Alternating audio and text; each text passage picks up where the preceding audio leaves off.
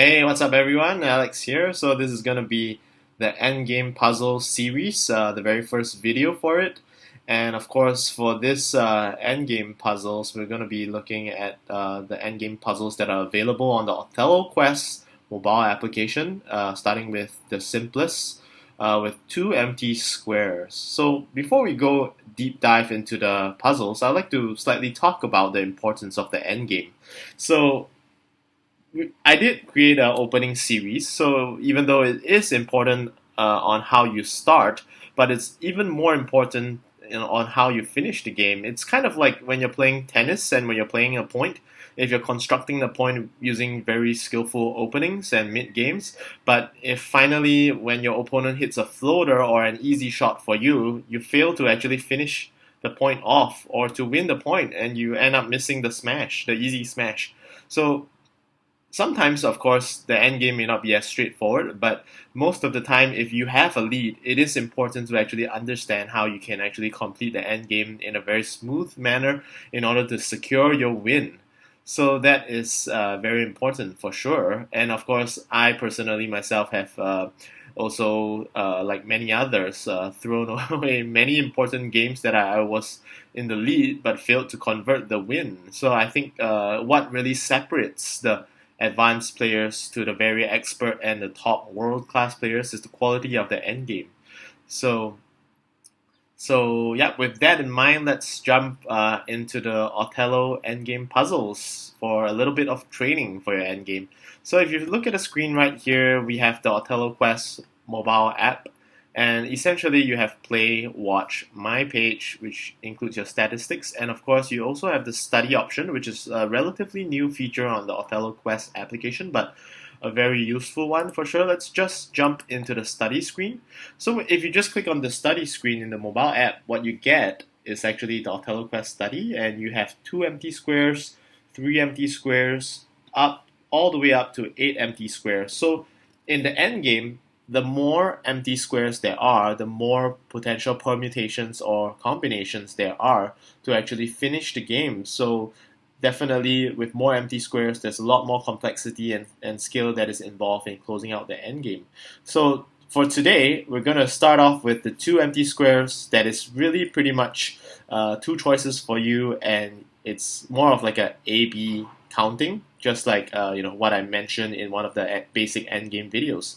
So let's jump into two empty squares. So over here, you would find that there are 350 puzzles for the two empty squares available, and of course I've done about three of them. So if you've completed it, they will indicate the percentage of the puzzles that you've completed as well. So yeah, let's give it a shot. I'll just jump right in. So if there is a tick over here, it means that you've already completed it, but we'll still give it a go, starting from the first puzzle. So pretty much right now, this region is surrounded by black squares, so it's white's turn. And you have 31 discs on the board, and black also has 31 discs on the board. So pretty much, in usually when you have two options, you don't really have to care the final count, but rather try to count in a plus minus method to indicate or to kind of gauge which one is a better deal for you. So let's talk about the A1 square. If we play A1, we flip this B2 disc, so that would be like a +1. I don't usually count the disc that I play because either way, we're just trying to figure out which one is a better deal for us. So if it's +1 for us playing A1 and black responds with B1, and flips the same disc that we flip back, that would be a +1 -1. And of course, that gives you an overall aggregate of 0. So alternatively, if you play the B1 square and you flip 1, 2, 3, 4, 5, 6, 7 discs, 7 black discs into white, and black takes A1 and flips 1, 2, 3, 4, 5, because this has been changed into white of your earlier move, and the move that you just played, 6, and black does not have any discs along this main diagonal. So essentially, it's a +7 -6 for you, and the total aggregate would then be +1. So it would then make sense to go and play B1 instead of A1. So if you play B1, the computer plays automatically to A1, and you realize you win with 33 to 31. of course, in an actual game, what you would do is actually count out how many discs you have and try to figure out, whether you win if you have more empty squares based on counting lines. But in the situation where you're talking about just two empty squares, then it's a very straightforward plus minus count. Just try to figure out which one is a better deal for you, which one gives an overall better aggregate score, and just go for that instead of wasting time. Especially this is especially useful when you're facing a short of time. So just bearing that in mind, let's just jump straight on to the next puzzle. So let's go to puzzle number 2. So let's do the same thing here. So right now it's black's turn to play. If you play H1 plus 2, and then white takes G1 and flips back one disc, so that's plus 2 minus 1. So starting with H1, that's a plus 1 aggregate. And of course, if you play G1, there'll be plus 1, 2, 3, 4, 5, 6, 7, 8, 9. Plus 9, but when white takes H1, white flips 1, 2, 3, 4, 5, 6, and 7, 8, 9, 10. So black takes 9 discs while white flips back 10 discs. So essentially, that will give you an aggregate of -1. So obviously, the one that gives you +1 would be the winning move, and of course, the better choice at least. And if you play it, then that's your best possible option in the case of 2 empty squares, and you win with a score of 33 to 31. So let's move on to the third puzzle.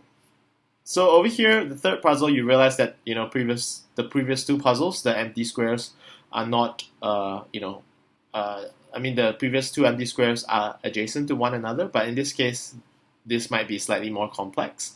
So let's take a look. So this actually is black's turn to play, and essentially, if you play over here to E1 and flip one disc, you realize that because black controls this entire mini diagonal across, white cannot actually continue to play the other move. So essentially, black can actually do a swindle over here and take E1, make white pass, and then follow up with G1. So definitely that's going to give you +1, +2, +3, +4 discs. Alternatively, if black were to go into G1 and flip these 2 white discs, 1 and 2, white would still be able to play one legal move and flip 1 and 2 over here. So essentially this is a +0 aggregate, while this is +1 and plus another 3 more. This would give you +4. So obviously, typically in the end game, if you get a swindle, go for the swindle. So let's play that move, E1. White basically passes because this entire black mini diagonal across over here is controlled by black, and black finishes off the move and the game as well. So black wins 37 to 27. So pretty easy, right? So let's move on to complete 2 more puzzles before we wrap up this video. So let's move on to puzzle number 4. So puzzle number 4 is similar to the first 2 puzzles. You have 2 adjacent squares. Just try to figure out plus and minus. So right now it's black's turn.